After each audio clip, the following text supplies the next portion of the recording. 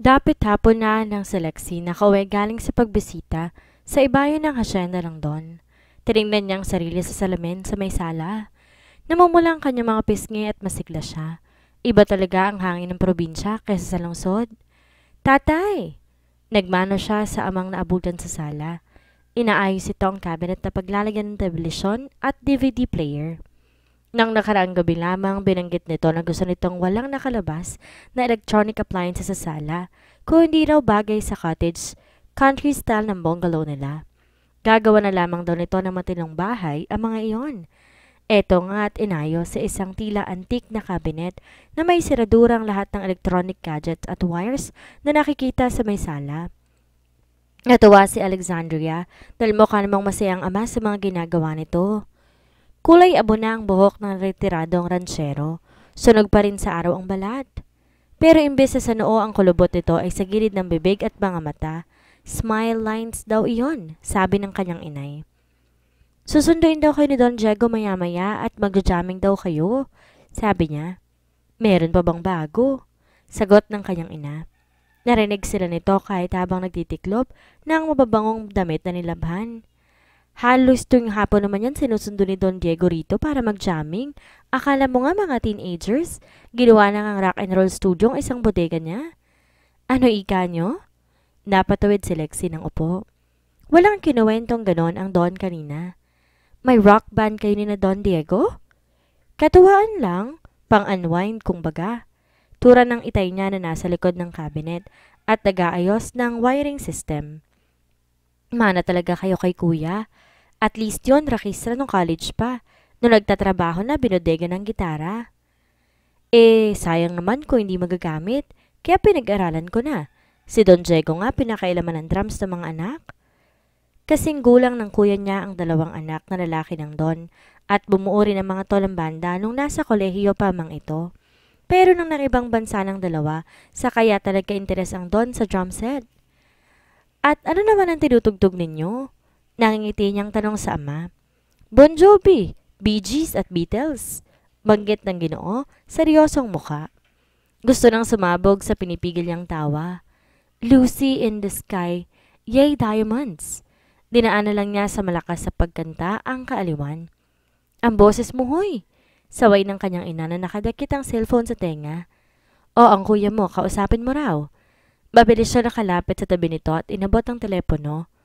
Hi kuya, kamusta ang Dubai? Dinala niya ang cellphone sa hardin at iniwan ng mag-asawa sa may sala.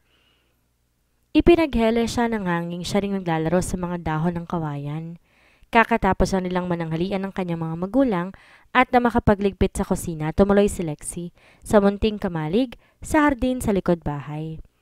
Marami siyang masasayang alaala sa duyan na ito, lalo pa nung siya ay nagdadalaga. Naalala niya ang tag-araw na tinambakan siya ng romance pocketbooks ni Dina bago to umalis papuntang France para sa equestrian training.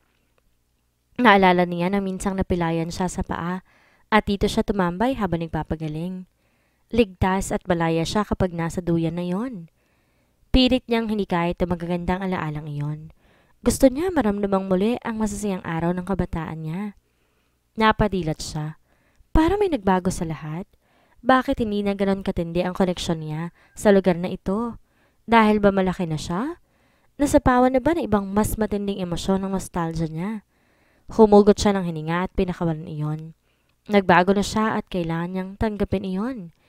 Maybe it was part of becoming a woman.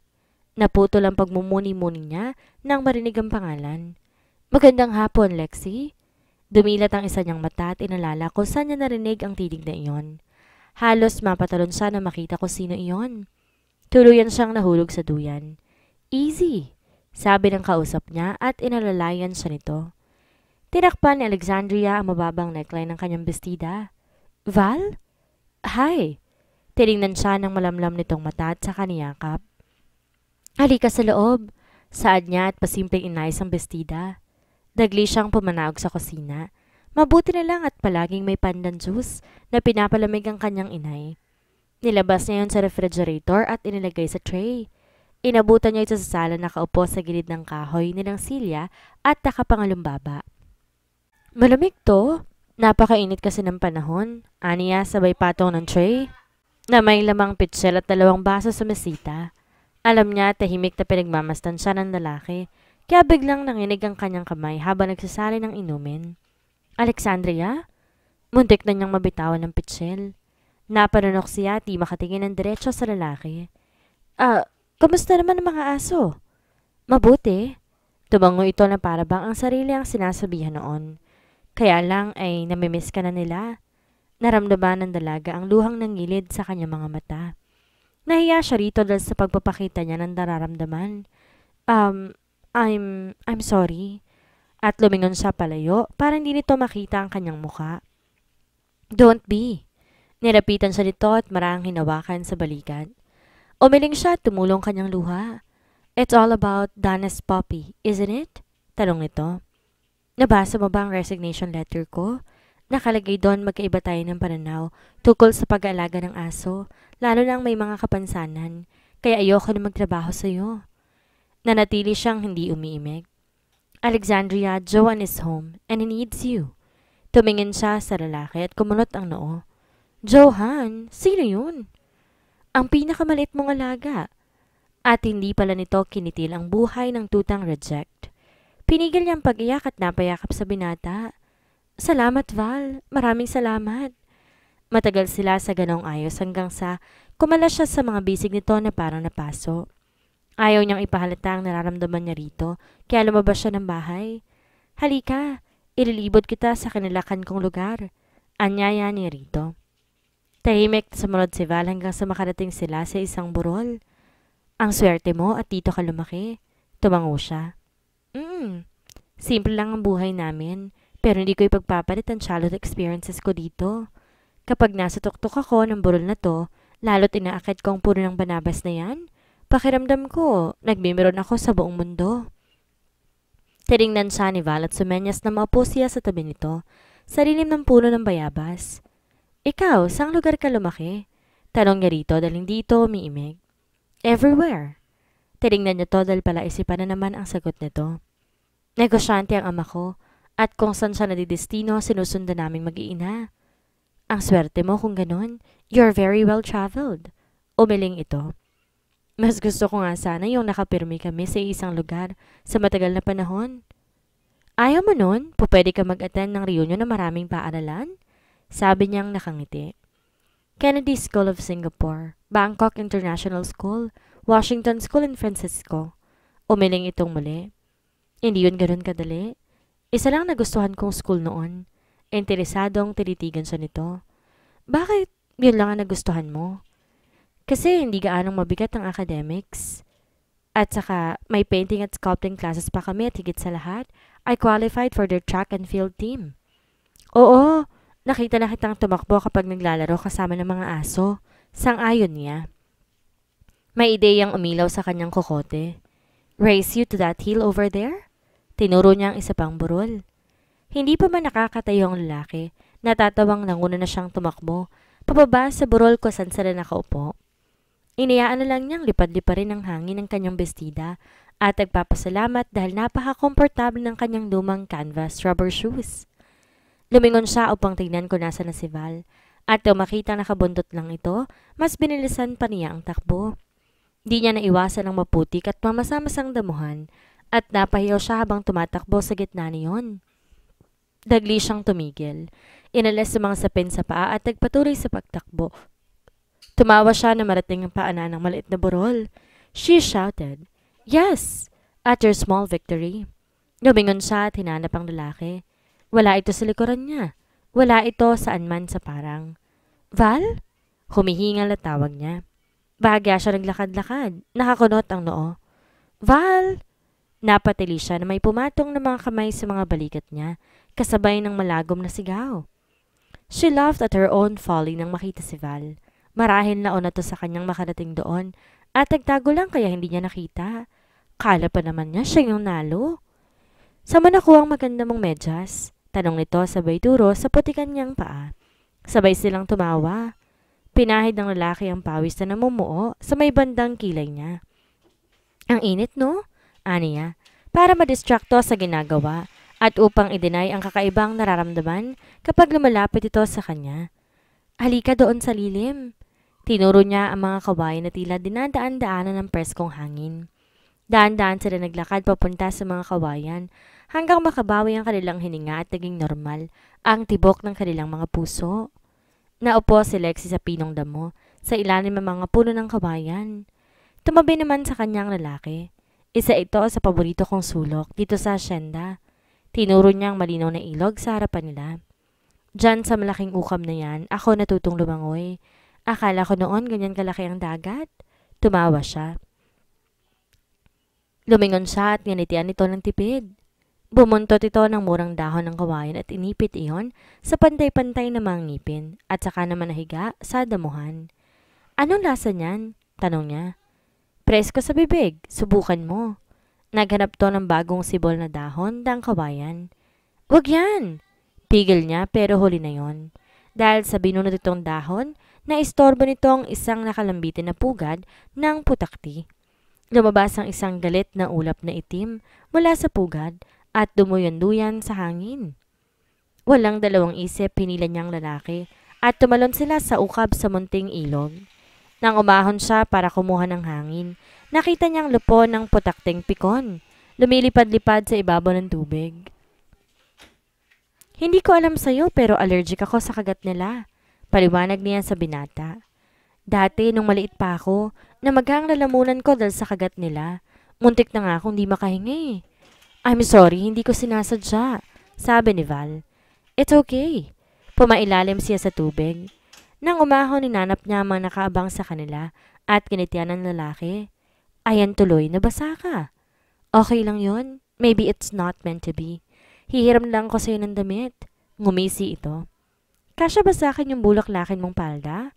Imbes na sumagot, winisikan niya ito ng tubig sa mukha ni Val at lumubog muli upang maiwas sa ganti nito.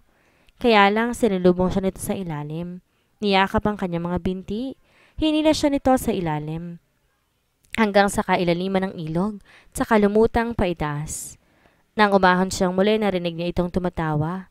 Gotcha! Sabi nito. Dahan-dahan sila naglakad patungo sa bungalow na tumutulo ang mga suot na damit. Kung kanina disappointed si Lexie dahil nipatak ng childhood nostalgia, wala siyang naramdaman sa lugar na kinalakhan. Ngayon ay masaya siya. Ibang kasiyahan ang kanyang nararamdaman. And it was the joy of being a woman with a man beside her. Umulan ba? Lumingon silang pareho nang marinig ang tinig mula sa ilalim ng puno ng akasya. Magandang hapon po, Don Diego. Binigyan niya ang may-ari ng tinig ng matamis ng ngiti. Don Diego, si Val Arcangel. Val, si Don Diego de Guzman. Magandang hapon po. Bati rito ng binata. Sabay nakipagkamay. Boss ko po si Val. May-ari po siya ng isang German Shepherd Kennel. Paliwanag ni Lexie. Napansin niya na tumaas ang kilid ng matanda noong sabihin niya ang salitang boss. Ano bang nangyari sa inyo? Bigla bang umulan? Tumawa ang dalaga. Umiwas ho kasi kami sa mga putakti. Nag-dive kami sa ilog.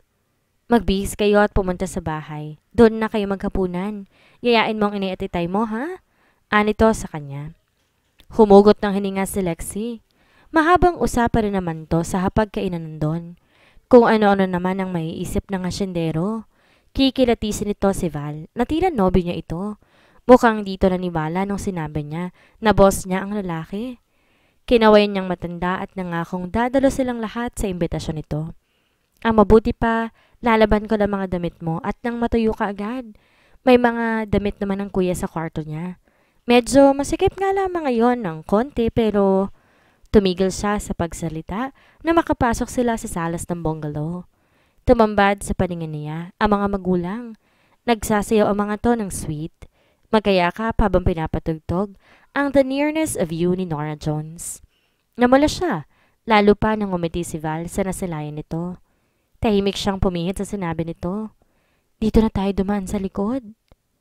Lexie, stay where you are, over.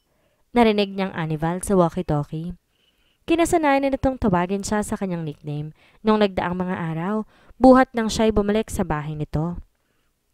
Naging sa harap ng mga magulang ganoon ang tawag sa kanya ng lalaki at napansin niyang sa tuwi-tuwi na nakataas ang mga kilay ng kanyang ina. Boss mo ba yun? O nanliligaw sa'yo? Natatandaan pa niyang usisa ng ina nang sila'y pumanaog sa kusina. Sus, inay! Malinaw pa sa salamin ni Don Diego. Boss ko ho yan. Isa pa may girlfriend na ho yan tao.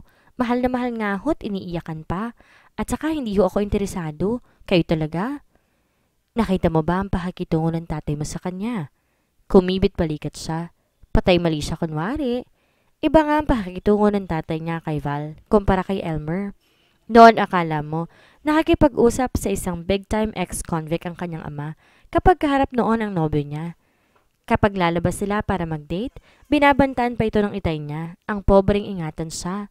At kung hindi, kilala raw nito ang lahat ng pulis sa bayan, pati na daw mga rebelde sa bundok. Tiningnan niya ang detalye ng mukha ni Val sa pamamagitan ng binoculars na hawak. Pwede ng understudy ng isang aktor. Kung artista to, tiyak kinuha na to para gumanap na bida sa Lord of the Rings o kaya bilang isang knight in shining armor. Ibinalik niyang atensyon sa pinagagawa sa kanya ni Val. I will stay where I am. Over. Tahimik siya naghintay sa malalim na trench sa likod ng malaking puno ng mangga. Sinilip niya ang kinaroroonan ni Sam, ang German Shepherd na nakikipaglaro sa kanila. Maya-maya, hinila niya ang manipis na pisi ng scarecrow na nakatago sa burol. Tumayo ito at kumaway-kaway. Nakita niya nagpatuloy sa pagtakbo si Sam at hindi nito pinansin ang pangiistorbo na nagsasayaw na kunwari ang tao. At ang tanging sinabi rito ni Val, hahanapin siya. Pinindot ni Lexi ang remote control sa isang set ng mechanical na ibon at tagtatalon ang mga ito sa parang. Nakita niyang muli na hindi pinansin ng aso ang mga iyon. Sa halip, tumakbo pa ito para hanapin siya. Humiyaw siya na matagpuan ng alaga. Dahil nakalabas ang ulo niya sa trench, dinilaan siya nito sa mukha. Good work, Sam! Sigaw ni Val at patakbong tinungo ang kinaroroonan nila. Binigyan nito ng buto ang aso bilang gantimpala. Habang abalang hayop, inabot ng lalaki ang kanyang kamay. Tinulungan siyang umahon mula sa hukay. Halika! Aya nito. Dahan-dahan silang gumapang palayo at iniangat ni Val ang makapal na tela ng kunwari-kunwari maliit na burol. Lumusot to sa isang butas doon at sumunod siya. Pakiramdam ni Lexi nakikitraining sila sa army. Sigurado ka ba rito? Tanong niya sa kasama. Oo naman. May kumpiyansang sagot nito. Let's crawl to the right, bend of the tunnel. Sinundan niya ito. Madilim ang munting lagusan at mahaba-haba rin ang ginapang nila. Sa wakas, narating nila ang dulo kung saan maliwanag ang araw. Inalalayan siya nito palabas sa butas. Nasa ilalim naman sila ngayon ng mayayabong at tamumulaklak na bougainvillea. Ngumiti si Lexi. Ang ganda naman dito. Aniya at saka sinilong isang talulot na nahulog. Naramdaman niyang tinitingnan siya ni Val na nakaupo sa tabi niya. Nang mahuli nito ang tingin niya, inakbayan siya nito. Thank you for coming back, Alexandria. Everything is different when you're here. Tumaba ang puso niya sa sinabi nito. Tumango siya bilang tugon dahil wala siyang mahagilap na sasabihin. Iniabot ito ang kamay niyang abalang nagbubunot ng damo, kaya't napatingin siya rito. At naramdaman niya ang mga labi nito sa kanyang bibig. Natauhan sila ng pamagitna si Sam sa kanila. Nahanap siya nito. Game over.